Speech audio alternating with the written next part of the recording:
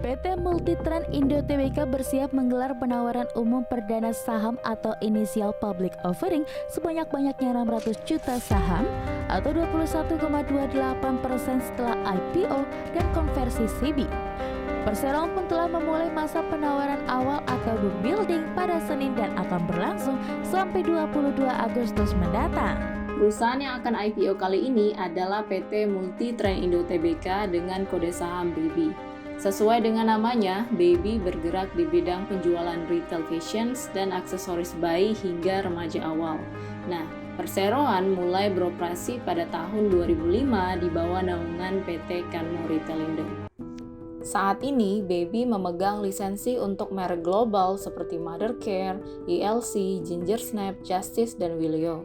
Per Juni 2023, perseroan telah memiliki 128 gerai yang tersebar di seluruh Indonesia. Dibantu oleh UOB Kay Hian sebagai underwriter, BABY akan melantai di Bursa Efek Indonesia pada 7 September 2023. Range harga yang ditawarkan adalah 250 sampai dengan 266 dengan menerbitkan 600 juta lembar saham atau setara dengan 21,28% kepemilikan. Nantinya, BABY akan meraup dana maksimal sebesar 159,6 miliar rupiah. Dana segar tersebut rencananya 18,23% akan digunakan untuk belanja modal, dengan rincian sekitar 84,9% digunakan sebagai dana renovasi tempat untuk pembukaan 15 toko baru di Jabodetabek, Makassar, Bali, Surabaya, dan Yogyakarta. Sedangkan sekitar 15%-nya lagi akan digunakan sebagai deposit penyewaan tempat atas toko-toko baru kepada pihak ketiga. Dan sisa dana segar tersebut 81,77% akan digunakan sebagai modal kerja, yaitu pembiayaan kebutuhan operasional sehari-hari, tidak terbatas untuk pembelian persediaan, pembayaran gaji karyawan, periklanan, dan lain-lain. Tujuan penggunaan dananya bisa dibilang kurang begitu bagus ya. Justru akan lebih menarik bagi investor ketika persentase yang lebih besar digunakan untuk belanja modal perseroan. Kalau kita ngomongin IPO, tentu tidak terlepas dari peran underwriter-nya. UOB Kay Hian termasuk salah satu sekuritas yang aktif dalam membawa perusahaan melantai di Bursa Efek Indonesia. Yuk kita cek historis IPO-nya. Yang terbaru ada Ralph. Emiten ini selama 1 minggu lebih dibawa naik. Kemudian ada RAM, kita tahu bahwa RAM juga naik fenomenal. Lalu ada Gula, hari pertama IPO juga sempat naik, tapi kalau kita berkaca dari awal IPO sampai sekarang cukup menunjukkan kenaikan yang signifikan. Begitupun dengan saham Enak yang sudah naik sekitar 52% sejak IPO. Sebenarnya kalau kita perhatikan misalnya dalam jangka waktu 1 tahun, tentu tidak semua IPO dari UOB menunjukkan kenaikan yang signifikan. Tapi kalau kita tipikal yang sehari 2 hari naik langsung jual, saya rasa IPO dari UOB bisa dipertimbangkan.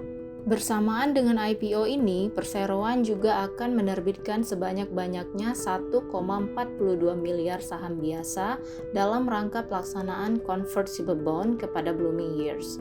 Mungkin kalian ada yang bertanya apa itu convertible bond. Intinya, convertible bond adalah obligasi atau surat utang perusahaan yang dapat dikonversi menjadi saham. Harga pelaksanaan convertible bond ini sama dengan harga penawaran, yang mana nantinya Blooming Years akan memiliki saham BABY setara dengan 50,35% kepemilikan. Nah, nilai dari penerbitan convertible bond ini mencapai 355 miliar rupiah. Penggunaan dana hasil convertible bond telah digunakan untuk membayar penuh dan menutup fasilitas pinjaman Bank HSBC dan Bank BCA sebagai modal kerja perseroan, antara lain pembayaran kegiatan operasional, pembayaran gaji karyawan, periklanan, dan pembelian persediaan.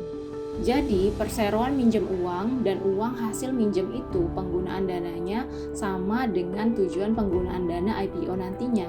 Bisa dibilang perseroan memiliki kos yang cukup berat di kegiatan operasional. Sebelum kita masuk ke pembahasan menarik lainnya, sedikit akan kita bahas mengenai struktur kepemilikan perusahaan. Perseroan dikendalikan oleh PT Kanmo Ritelindo atau KRI dengan kepemilikan sebesar 89,9%. KRI ini 50% sahamnya dimiliki oleh Nadine Barwani. Setelah kepemilikan KRI di Baby dijual kepada Blooming Years atau BY, Nadine Barwani tidak memiliki kepemilikan saham lagi di Baby. Sementara Barwani family lainnya memiliki kepemilikan di Blooming Years sebagai pengendali baru melalui Kanmung Global. Bisa kita lihat bahwa Blooming Years di sini dimiliki dua entitas, yaitu Kanmung Global dan Investcorp Holdings. Intinya, Baby ini walaupun pindah pengendali, pemiliknya masih tetap Barwani family.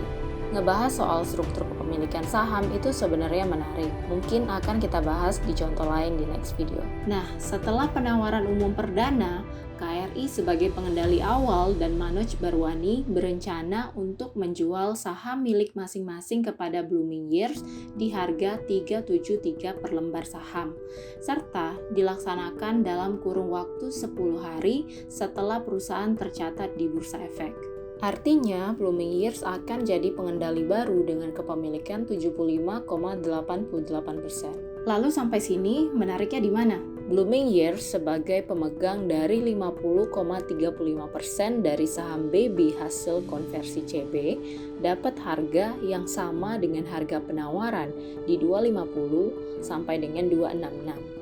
Kemudian, saham sebanyak 25,53% tadinya milik KRI akan dijual ke Blooming Years di harga 373. Kalau kita hitung-hitung, average Blooming Years sebagai pengendali baru ada di 291. Ini menarik ketika kita dapat membeli saham di bawah average pengendali. Logikanya, bukan tidak mungkin harganya nanti akan dibawa ke 291 atau lebih. Berdasarkan prospektus, saham dari hasil konversi CB yang dimiliki Blooming Years juga tidak akan dijual sekurang-kurangnya 3 tahun. Intinya, dalam kurun waktu tersebut, kita kemungkinan gak akan kena guyur. Kalau kita bicara soal investasi, hal yang gak kalah penting adalah kondisi finansialnya. Dari segi income statement selama 3 tahun terakhir, revenue bertumbuh cukup stabil namun baru membukukan profit di tahun 2022 lalu. Sementara data terbaru Februari tahun ini, perseroan masih minus 5 miliar, tapi setidaknya minusnya berkurang dibandingkan Februari tahun lalu. Tingginya beban usaha membuat perseroan sulit mencetak laba meskipun dari segi revenue meningkat. Untuk segmen penjualannya, penyumbang terbesar dari revenue adalah penjualan eceran. Sebenarnya kurang spesifik apa saja yang termasuk ke dalamnya.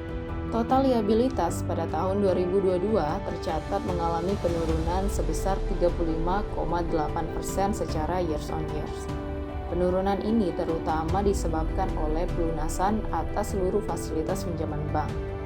Sementara untuk total likuiditas pada tahun 2022 tercatat mengalami peningkatan sebesar 557% secara years on years. Peningkatan ini terutama disebabkan oleh penerimaan obligasi konversi kepada Blooming Years sebesar 355 miliar. Kemudian current ratio meningkat seiring dengan membaiknya kemampuan perusahaan dalam membayar utang. Sementara cash ratio meningkat di mana dari 2021 ke 2022 kas perusahaan mengalami kenaikan lebih dari 700% dikarenakan perseroan menerbitkan obligasi kepada Blooming Years. Debt to equity ratio tahun terakhir membaik di mana perusahaan telah melunasi sebagian besar utangnya. Untuk key rasionya, GPM bertumbuh stabil sedangkan NPM, ROA, dan ROE masih minus ya. Oke, sekarang kita masuk ke valuasi. PI perseroan berada pada level 10 sampai dengan 10,7 kali dan PBV sekitar 1,3 sampai 1,4 kali. Nah, untuk peersnya itu ada Miche. Sama-sama perdagangan produk bayi dengan PI sekarang di level 8,3 kali dan PBV di 0,4 kali. Baby juga berencana melakukan pembayaran dividen tunai sebesar 25% dari laba bersih dari tahun buku 2023. Artinya, proyeksi pembayaran dividen perseroan akan berlangsung di 2024. Berdasarkan prospektus, Baby tercatat pernah membagikan dividen interim berupa saham sebesar 83,39 miliar pada tahun lalu atau mencapai 4,16 juta per saham. Sampai di sini dari segi prospek industri, menurut kalian gimana harusnya strategi Baby dalam menggenjot bisnisnya di tengah fakta bahwa tingkat natalitas di Indonesia yang terus menurun? Apakah bisnis yang dijalankan oleh perseroan dapat bertahan dalam waktu yang lebih lama? Feel free untuk ngasih pendapat kalian di kolom komentar. Semoga video ini bermanfaat.